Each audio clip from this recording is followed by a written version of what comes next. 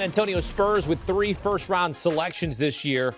They go with Jeremy Sohan, Malachi Branham, and this kid, the freshman out of Notre Dame, Blake Wesley. 14 points per game, 4 rebounds per game. Actually played better on the road. 17 points in 12 road games this season for the Fighting Irish.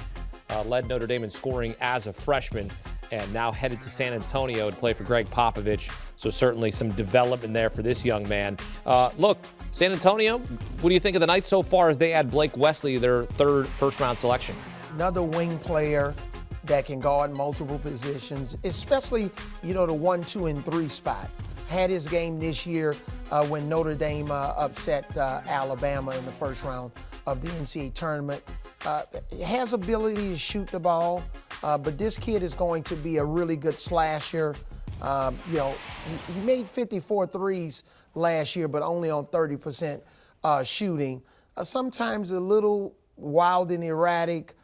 He really, and from a confidence standpoint, when you talk to him the day before the game, when you're interviewing players, he really feels special that he can really translate to the NBA. I think he's going to be a little bit disappointed that he went this low in the draft based on conversations that we've had and seen doing interviews. Yeah, I had him going a little higher than this. The only guy available that was higher on my big board at this point is somebody we've been talking about, Ty Washington, but I like Blake Wesley. Like, he's a super athlete, like really athletic, but does get out of control. And the 30% three-point shooting is not ideal. But this just seems like the type of guy San Antonio will turn into something, because this is the type of guy San Antonio typically turns into something.